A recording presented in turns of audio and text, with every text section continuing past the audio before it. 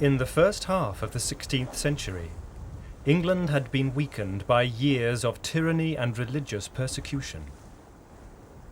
As a seafaring nation, it came to be overshadowed and threatened by the already mighty Empire of Spain. Despite this, there were still Englishmen who looked outwards, across the waters, awaiting their chance to rise up and lead their nation against the tide of history. They were a new breed whose moment was about to come. And first, forever, among them, was Sir Francis Drake.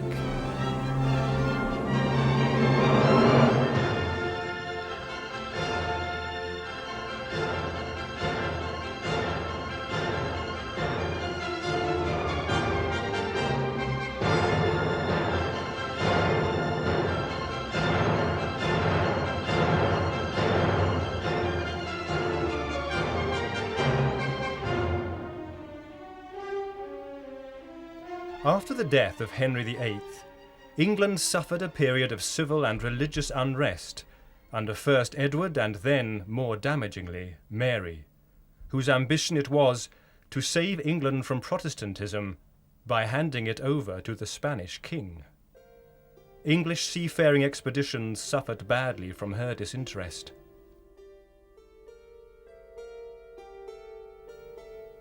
Even John Cabot, whose voyages had provided grounds for an English claim to North America, was ignored. When, instead, the French capitalized on Cabot's discoveries, his son Sebastian left England in disgust to serve Spain, which had already financed Magellan's circumnavigation of the globe. Into this miserable period, somewhere between 1540 and 1545, Francis Drake was born, on a farm in Crowndale near the Devon town of Tavistock. He was one of 12 children. This was the time of the Marian persecutions, and in 1549, his father Edmund, a Protestant, was driven out of the county by a Catholic mob and fled to Gillingham in Kent. There, living with his family in an old hulk, he became a preacher to the workers at what later became Chatham Dockyard. Drake's family survived persecution, and his father actually went on to become the vicar of Upchurch. But Drake himself was clearly marked by this early experience, and by accounts, heard within that seafaring community of the cruelty of the Spanish Inquisition and the predatory, hovering threat of invasion by Spain. Drake remained all his life a devout Protestant who detested Catholicism. It was an attitude which would play no small part in shaping both his own destiny and that of England. When Queen Elizabeth came to the throne in 1558, a period of calm and stability began. England was still a weak power, but a recovery began to take place. While avoiding open conflict with Spain, the Queen turned a blind eye to private incursions against the Spanish king. In this way, she created an atmosphere in which men like Drake were turned into practiced and expert seamen by becoming privateers. Thus, the old English tradition of piracy, which lay at the heart of England's struggle to assert itself, was harnessed by the Crown. Drake's opportunity to join this preparation for world plunder came through his cousin, John Hawkins, whose family was financing voyages to the west coast of Africa. At this time, nearly all sea expeditions were privately sponsored, and Drake's career began in the manner typical of most professional seamen, serving aboard a ship belonging to a relation, where he picked up what skills and experience he could. In October 1567, Drake sailed with John Hawkins on a slave trading expedition. Most of Hawkins' ships were the new race-built galleons, which were low in the water and very responsive. But the Queen had lent him two very old ships of the high-charged kind, built by Henry VIII. The Jesus of Lübeck and the Minion were floating fortresses. With their high poops and forecastles, they were very effective against boarders. But they were clumsy ships, and most importantly, considering their age, their cannons put a strain on their timbers. Most of these great ships had been replaced by this time. Before the voyage was over, Hawkins and Drake had good reason to wish the Lübeck had been among them. During the outward voyage, Hawkins made Drake master and commander of one of the smaller ships, the Judith. Then, having collected 500 slaves in Guinea, he made for the Spanish Main. There, despite the knowledge that the King of Spain had forbidden trading, Hawkins bribed, cajoled, and increasingly bluffed the local authorities with shows of force into accepting the trade their colonists eagerly desired.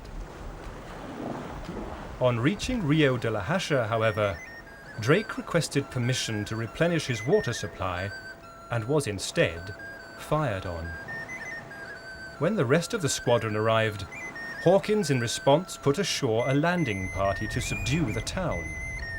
He then continued trading forcibly, selling the governor himself 80 slaves at a price of 5,000 gold pesos.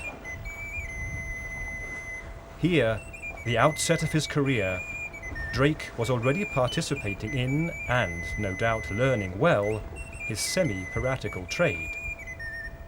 But shortly after the raid on Rio de la Hacha, he was to learn still another, more terrible lesson. The Jesus of Lübeck at last became unsafe. Had the ship been privately owned, it would certainly have been abandoned. But the Lübeck was the Queen's ship, and would have to be paid for if lost. Hawkins hurriedly put into the port of Vera Cruz at San Juan de Ulua to make repairs. No sooner had he done so than he was joined by the annual Spanish treasure fleet from Seville under the new Viceroy of the Indies, Don Martin Enrique. The mutually embarrassed leaders came to a wary truce agreement, which allowed Hawkins to continue his repairs and leave. Hostages were duly exchanged. This was a mistake.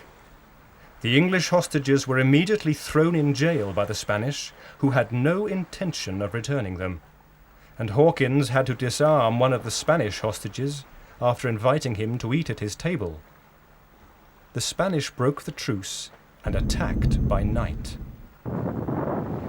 During the course of a bitter, largely hand-to-hand battle, Hawkins ordered the Judith to sea alone in order to save her, and aghast, Drake piloted her back to England. The English sailors captured at San Juan de Ulua were tortured by the Mexican Inquisition. They were then given sentences of up to 200 lashes and 10 years in the galleys. Some were returned to Spain, where they were burned alive in the marketplace execution known as auto da fe. This defeat of his first command, brought about by Spanish betrayal, affected Drake intensely. He never again trusted the word of a Spaniard. On his return to England, he asked for permission to carry out a voyage of reprisal, but the Queen's policy of officially friendly relations with Spain made this impossible. Instead, Drake took matters into his own hands and spent a year on secret voyages across the Atlantic. By 1572, he had established a harbour base, Port Pheasant, from which he hoped to attack the inland Spanish treasure routes from Panama and Peru. In that year, he set sail in another of Hawkins' ships, the Pasco, accompanied by his brother John, in command of the Swan. On arrival at the base, Port Pheasant, he discovered a letter in the form of a lead plate nailed to a tree. Captain Drake. If you fortune to come to this port, make haste away, for the Spaniards which you had with you here last year have betrayed this place, and taken away all that you left here. I departed from hence this present 7th of July, 1572. Your very loving friend, John Garrett. In the face of yet more Spanish betrayal, Drake took advantage of what surprise was left to him, and pushed on for Nombre de Dios, a few miles northwest. There he led a few small boats upriver, and with a small complement of men, stormed the town by night. After braving a volley of shot, in which he was hit in the leg, Drake and his men succeeded in reaching the treasury, into which they could see by candlelight.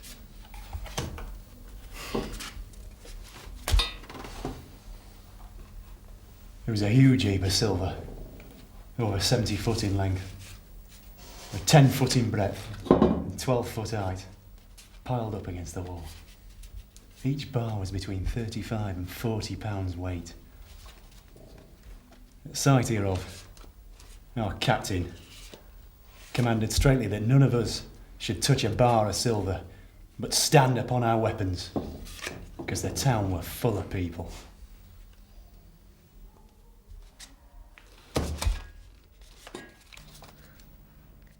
But there Drake's luck turned. A thunderstorm broke, wetting powder and affecting bowstrings, and his men, heavily outnumbered, began to lose their nerve. Drake tried to rally them, but as he spoke, he began to faint from loss of blood from his leg wound. Helpless without Drake to lead them, his men carried him back to the boats and made their escape. Drake did not give up, but shifted his attention to a fort called Venta Cruces, where the mule trains from the north met those from Panama.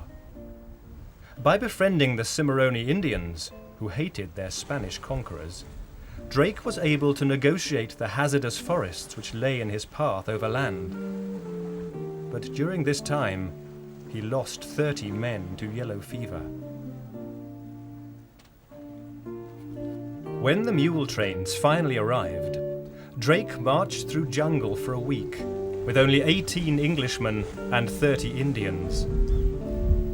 At the journey's end, he climbed into an Indian lookout post which, incredibly, to his Elizabethan eyes, also afforded a view of the Atlantic. But it was the Pacific which most inspired him. Almighty God, of your goodness give me life and leave once to sail in an English ship in that sea.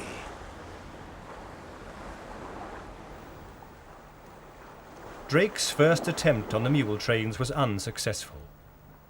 The second, made in partnership with a Huguenot corsair, Captain Atestu, succeeded, and 15 tons of silver was captured.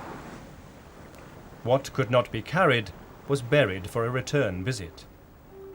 Although some of this was discovered by the Spanish, Drake was nevertheless able to recover 13 bars of silver and several more of gold, to the value of 150,000 pesos.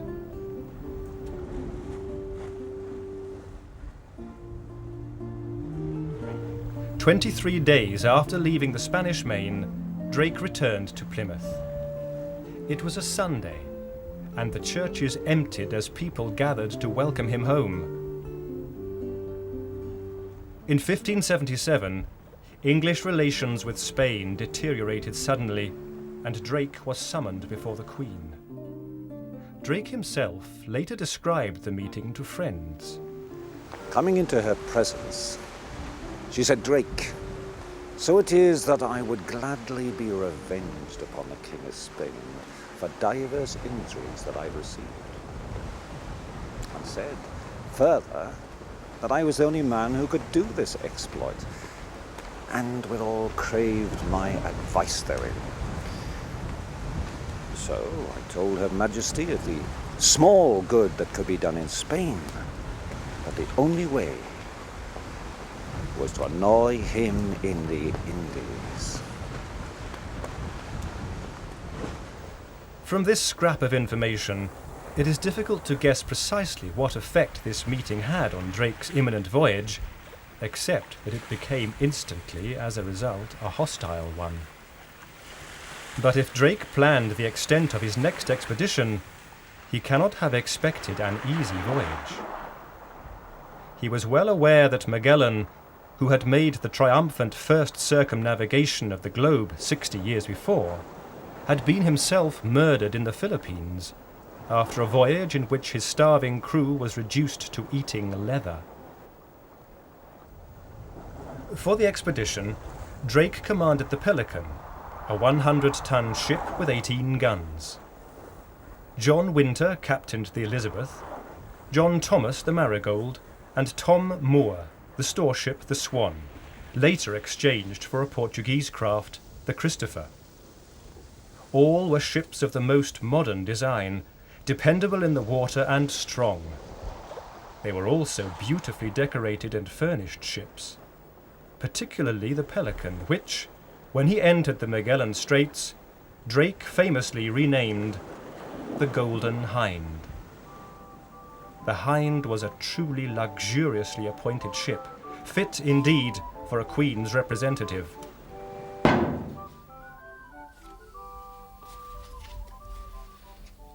Expert musicians. Rich furniture. All the vessels of his table. Yea, many even belonging to the cook room, being of pure silver. Divers show us all sorts of curious workmanship. The Elizabethans revelled in ostentatious ornament, what they called bravery, and Drake indulged in this as much as any other man.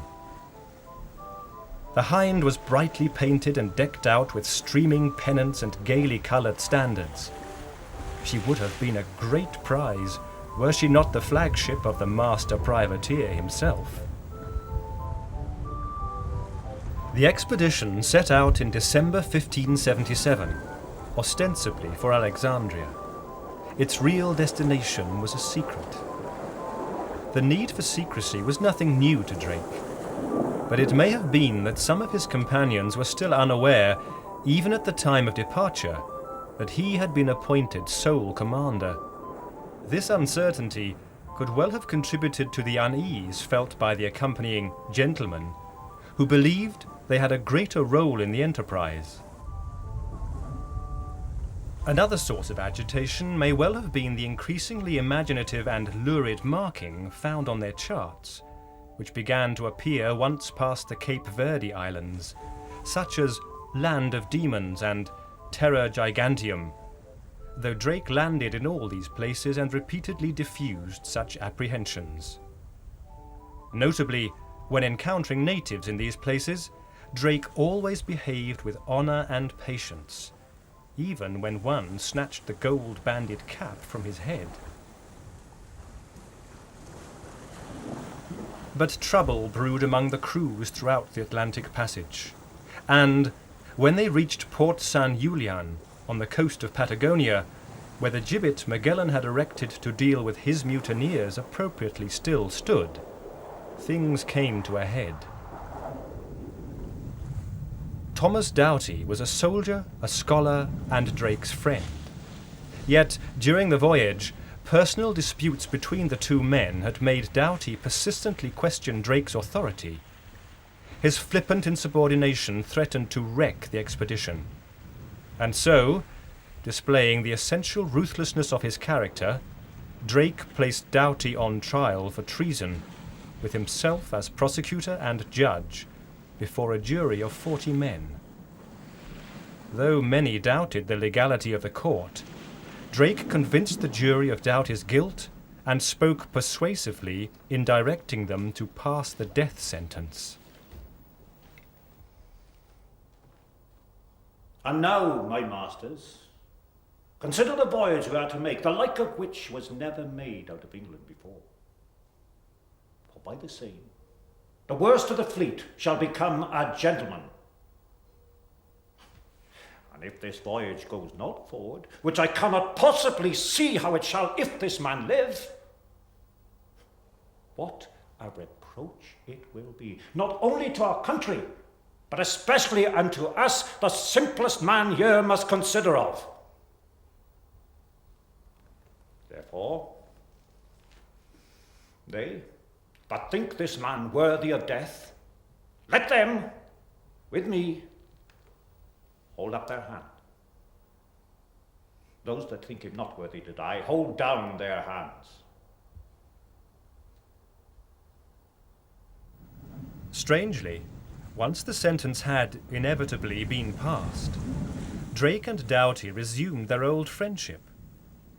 Shortly before the execution, 2 days later, they took communion, then ate together. They dined as cheerfully in sobriety as ever in their lives they had done aforetime, each cheering up the other and taking their leaves by drinking to each other, as if some journey only had been in hand. But the execution did take place, and Drake, determined to assert his authority, did more than witness it. Lo! This is the end of traitors! The following day, as the chaplain prepared to deliver his sermon, Drake pushed him aside and took his place. Nay, soft Master Fletcher, I must preach this myself. Although I have small skill in preaching, my masters, I'm a very bad orator, for my bringing up hath not been in learning. But so I shall here speak. Let any man take good notice of, and let him write it down. For I will speak of nothing, but I will answer it in England, yea, and before her Majesty. Thus it is, my masters. But we are far from our country and friends. We are compassed in on every side.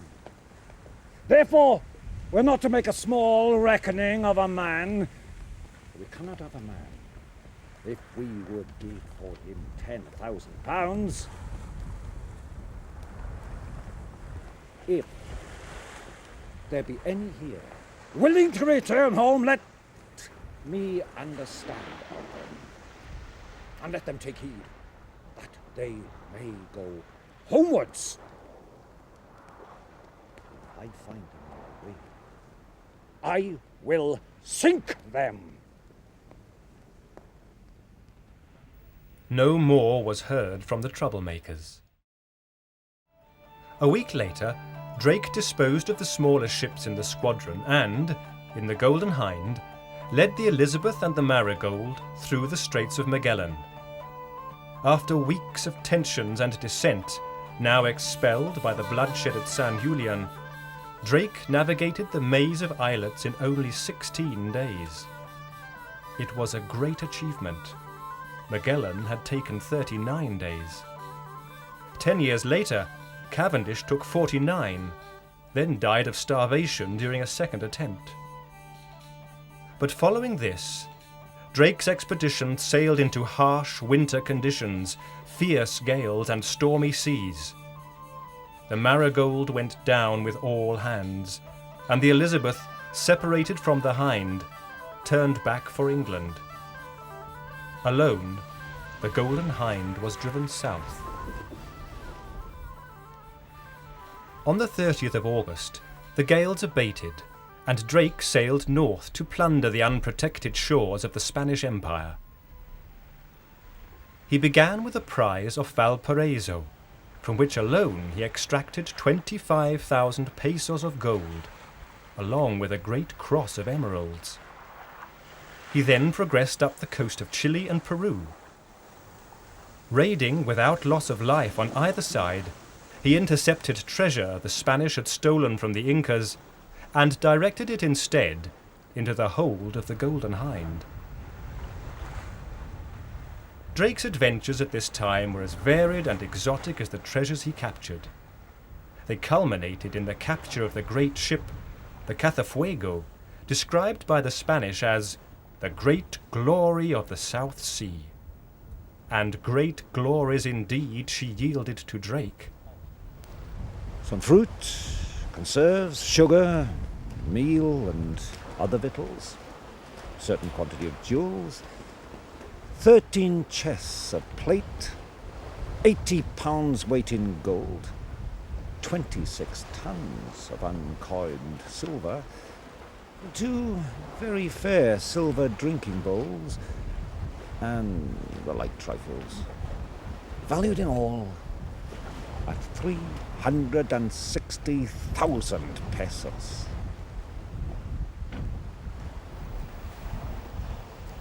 The captain of the Cazafuego was well treated. Some of his cargo was even returned to him, and he was allowed to return to his ship on friendly terms. Drake became known along the coast as El Drac, the Dragon. In a letter to the Viceroy of New Spain, whom Drake had encountered at San Juan de Lua, one Spanish captain described his own meeting with Drake. I saw Drake walking on deck, and, on approaching him, I kissed his hands. He received me with a show of kindness and took me to his cabin, where he bade me be seated and said, "I am a friend of those who tell me the truth, but with those who do not, I get out of humor. Therefore you must tell me how much silver and gold does your ship carry." I told him none, only some plate I use and some cups. Drake then asked if I knew the Spanish viceroy, as it would give him greater joy to come across him than all the gold and silver of the Indies. Revenge had been Drake's aim for many years. I am not going to stop until I have collected the 2 millions that my cousin John Hawkins lost at San Juan de Lua. Now, come on, man! With his voyage made by such captures, Drake contemplated the return to England.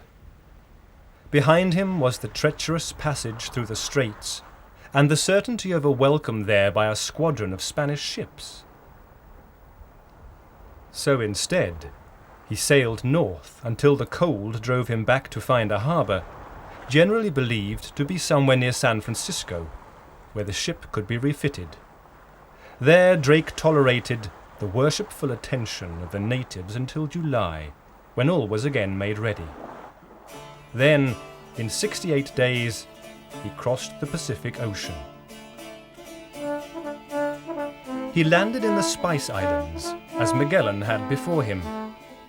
There he made friends with the local sultan, who had recently quarrelled with the Portuguese, and won from him, for England, a monopoly of future trade to the islands. In December, after a month's rest, he departed only to run aground in the straits between Pelling and Sula. Drake lightened his ship by jettisoning 3 tons of cloves, a gift of the Sultan, and at the next high water it was miraculously lifted off unscathed. At around this time, Drake saw fit, for some unknown reason, to have his parson chained by his leg to a hatch on the forecastle, and treated to a sermon of excommunication, after which he was forced to wear an armband, on which was written, Francis Fletcher, the falsest knave that lives.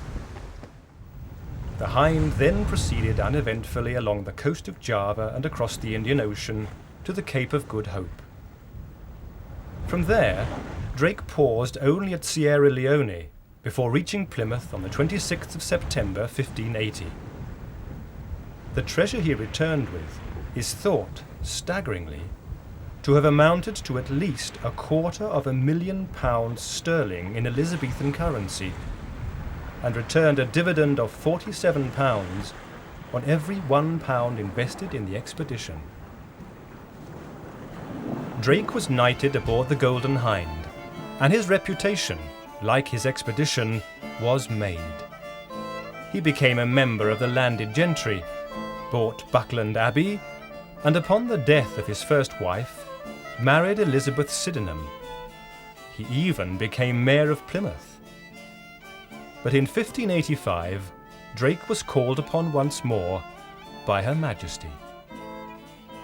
This time, Drake's services were required not as a freebooting explorer, but as a commissioned commander of the Navy, leading an expedition to the West Indies, where the Cold War with Spain had been steadily growing warmer.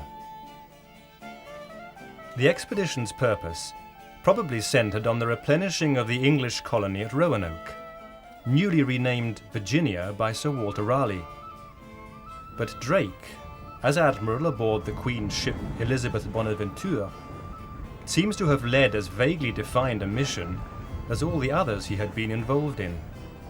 He certainly interpreted it, as usual, as one to loot, harry, and injure the Spanish wherever he found them.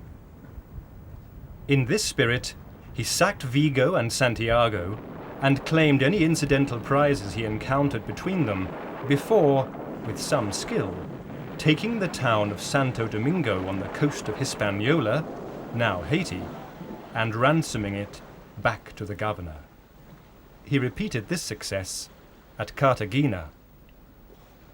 Here, Drake's sensitivity to status was shown when, after finding references to himself in a letter describing him as a corsario, he increased the town's ransom and threatened to blow it up unless it was paid in full.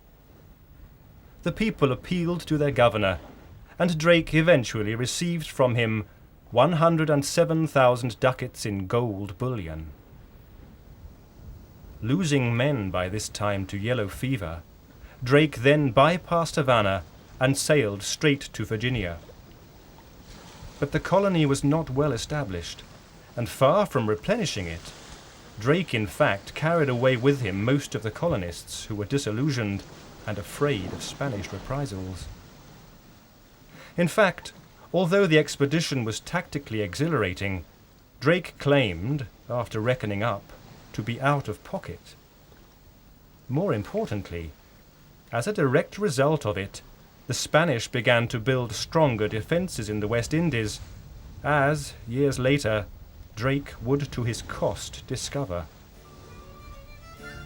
For some time after Drake's return from the Indies, the Queen attempted to continue the charade of disowning his actions. But Spain's plans to invade England soon became apparent. In 1587, Drake was given command of 7 ships, including once more the Elizabeth Bonaventure, and instructed, in the Queen's by now customary vague manner, to prevent or withstand any enterprise against Her Majesty's dominions, with permission to distress the enemy within the harbours themselves. Drake sailed, his spirits high and, to judge from dispatches, pleased with his crew. All members of one body, for our gracious Queen and country against the Antichrist and his followers. The wind bids us away. Make sail, haste! Her Majesty's ship, Elizabeth Bonaventure, 2nd of April, 1587. On the 16th, he was off Cadiz harbour, which was packed with preparations for an invasion of England. Despite the narrowness of the outer harbour entry and his vice-admiral, William Burroughs' fear of the galleys waiting within, Drake sailed straight into attack, wreaking chaos and destruction. Spying the flagship of the Marquis of Santa Cruz, designate head of the growing Armada, Drake then sailed the Elizabeth into the inner harbour and destroyed that too. When the wind dropped, as Burroughs had feared, Drake was content to spend the night fending off Spanish fireships and plundering the other ships he found in the harbour. At 2 the next morning, the wind rose again, and he made his escape. He sailed south to the Straits of Gibraltar and there made landings at Lagos and Sagres. When Burroughs again raised his doubts, Drake had him arrested and sentenced to death upon his return to England. Then, without breaking stride, he moved on to Lisbon, where he baited the Spanish navy, hoping to draw it out of the impregnable port to fight. The Spaniards wisely remained where they were. The Marquis of Santa Cruz, seeing us chase his ships ashore, was content to suffer us to stay quietly there and charge us with not one single shot. Instead, Drake cruised the coast, rifling and destroying whatever smaller craft he encountered, all of which helped to slow and damage plans for the fitting of the Armada. This done, he headed, in a roundabout way, for home, dawdling in the Azores until he sighted a fully laden Spanish carrack, one of the newest types of ships rumoured to be in the area. This was the San Felipe, carrying goods worth £108,000, besides a casket of jewels. On encountering Drake, the carrack dipped her flag, as was the custom.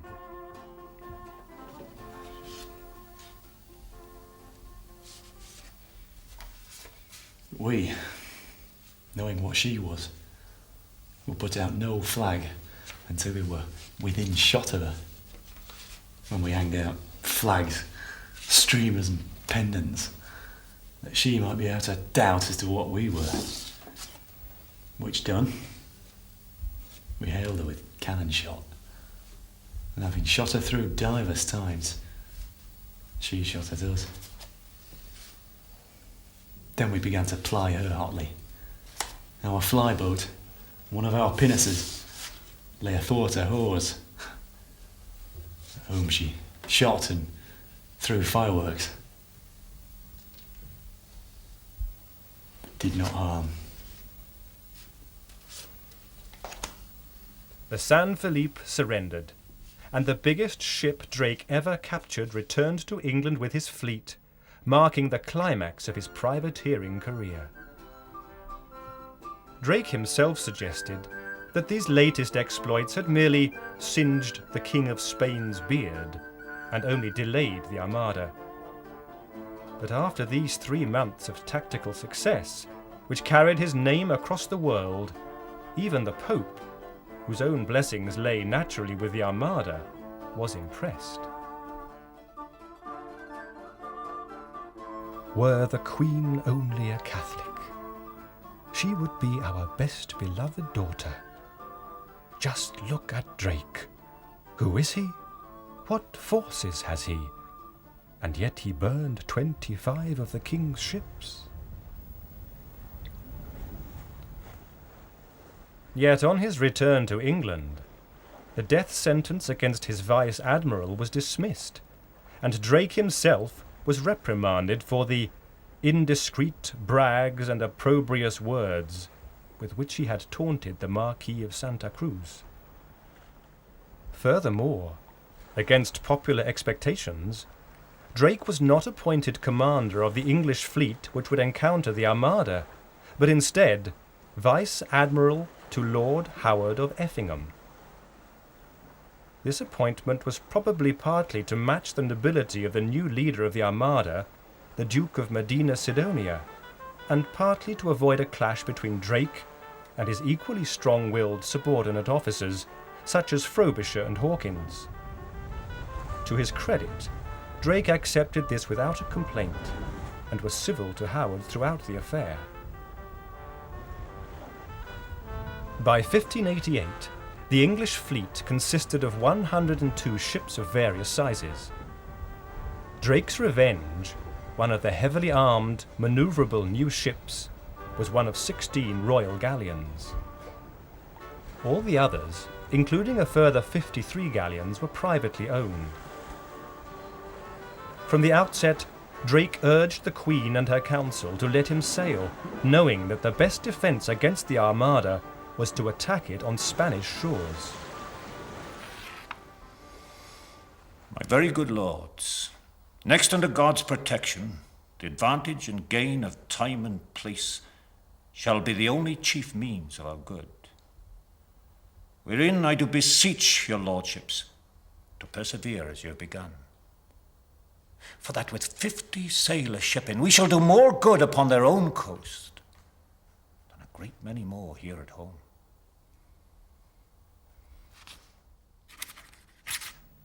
But though he won over the council, it was not until other captains of the fleet backed him up that the Queen allowed this. By then, after 2 false starts, hampered by gales, it was too late.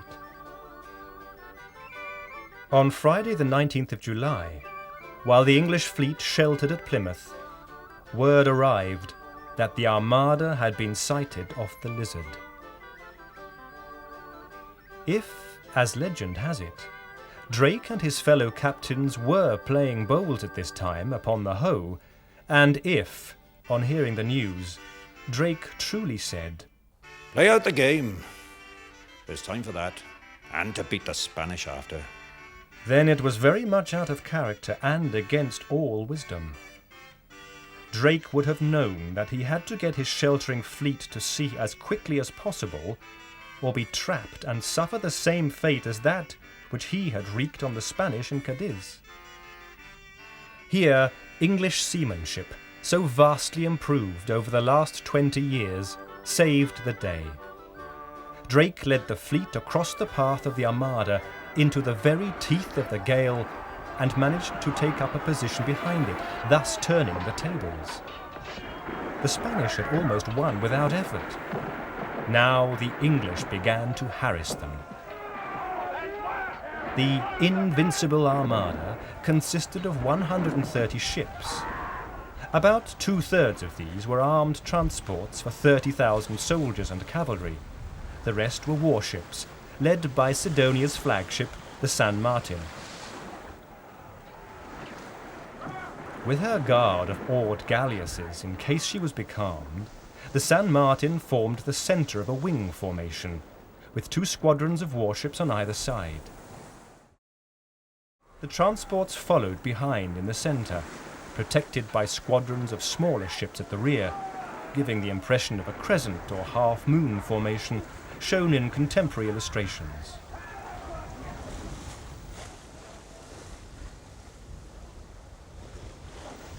The English, holding no particular formation, continued to harry the enemy for the rest of the day. Then, during the night, Drake's ship went missing from the fleet line.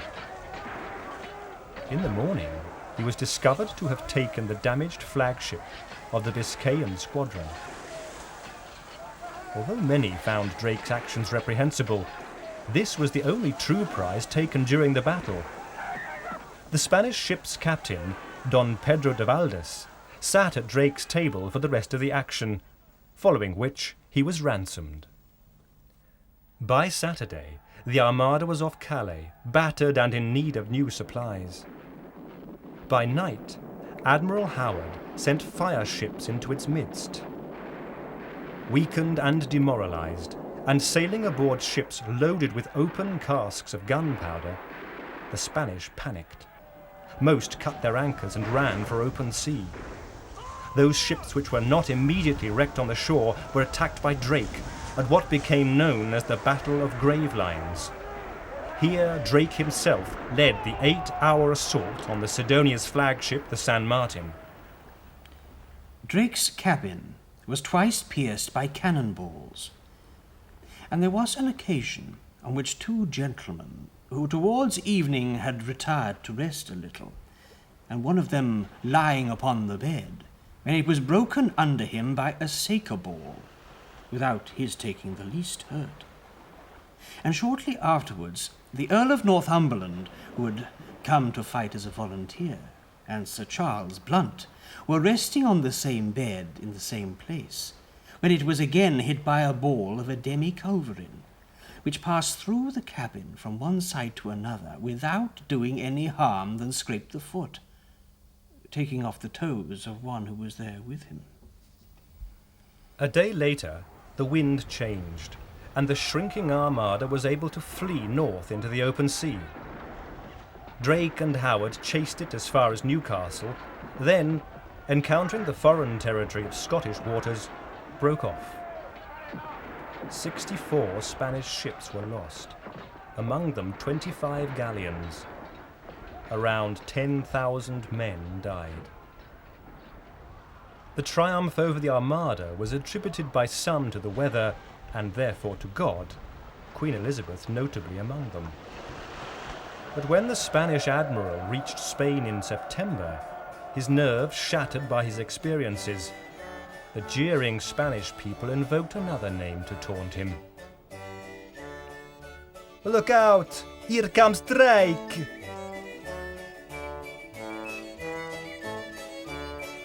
The Battle of Gravelines marked the peak of Drake's brilliant career as a fighting seaman and explorer. As his fame and reputation had grown, so had the name and standing of England. But as the Queen turned to consolidating her country's new position in the world order, Drake failed to recognize the subtle change in his own role which came with it.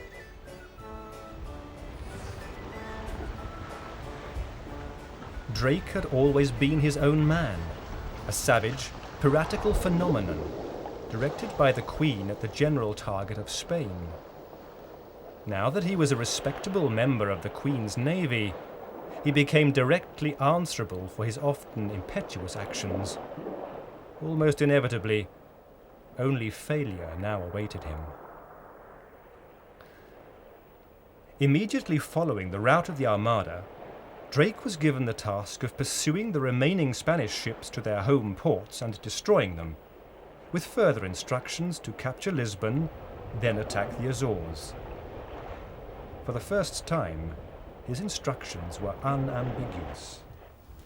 Before you shall attempt either Portugal or the Azores, our express pleasure and commandment is that you distress the ships of war in Guipagoa, Biscay, and Galicia, that they may not impeach you in such enterprises as you are to execute in the King's dominions, and so that they may do us no harm in your absence.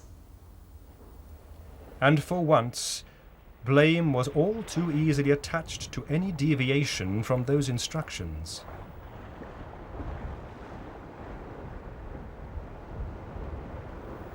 The expedition went badly. Sir John Norris, Drake's partner, was a veteran soldier, but knew nothing of administering a fleet of ships which, from the start, suffered from bad victualling.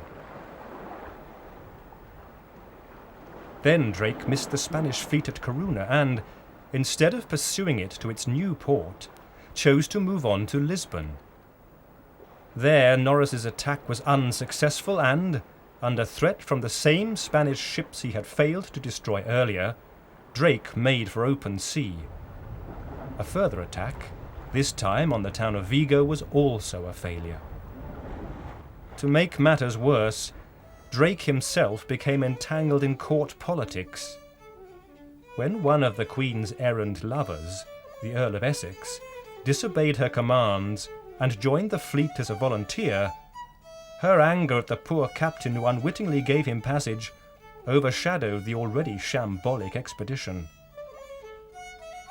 His offence is of so high degree that the same deserveth to be punished with death, which if you have not already done, then we will command you that you sequester him from all charge and service, and cause him to be kept, until you shall know our further pleasure therein, as you will answer for the contrary at your perils. These be no childish actions, therefore consider well of your doing herein.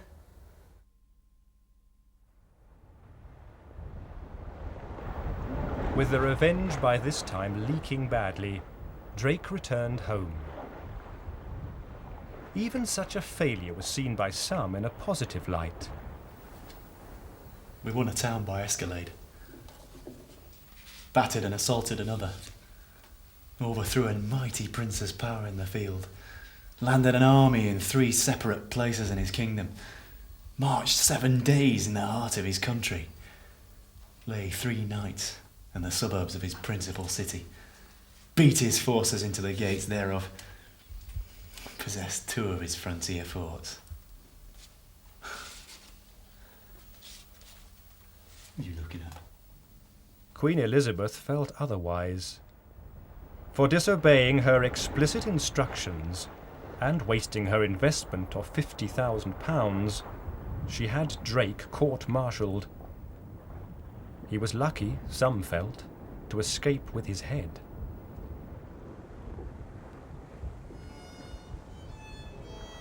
Drake continued to play a part in public life, both as Mayor of Plymouth and as a Member of Parliament. But it was not for another 6 years that he was allowed to make another expedition. In 1595, the Queen heard rumours of a shipwrecked treasure ship off Puerto Rico. Optimistically, she dispatched Drake with a command of 27 ships, a command which he was required to share with his cousin Sir John Hawkins, who had not been to sea for nearly 20 years. The two men quarrelled immediately, and interrupted their voyage almost before it was begun to land at the Canaries. There a dispute over supplies was settled, but in so delaying, they narrowly missed an opportunity to attack the Spanish treasure fleet, and at the same time allowed word to reach the Indies of their coming, though by this time it mattered little. When the fleet reached the now formidably defended town of Puerto Rico, Hawkins, by now an old man, was dead of dysentery.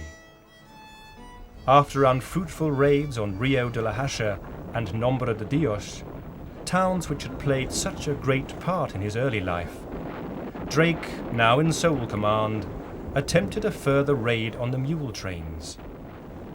This time his own force was ambushed and routed. He nevertheless strove to maintain morale among his men. Matters not, man. God hath many things in store for us, and I have many means to do our Majesty good service, and to make us rich. For we must have gold before we see England. He decided to try one last attack before returning to England, this time upon the newly established town of Portobello. But before reaching it, he himself fell ill. The Defiance anchored off the island of Esquedo de Veragua. There Drake became delirious, cried out against traitors, and strapped on his armour in order to die like a soldier. On the 28th of January, 1596, an hour after collapsing with exhaustion, he died. He was buried at sea, close by.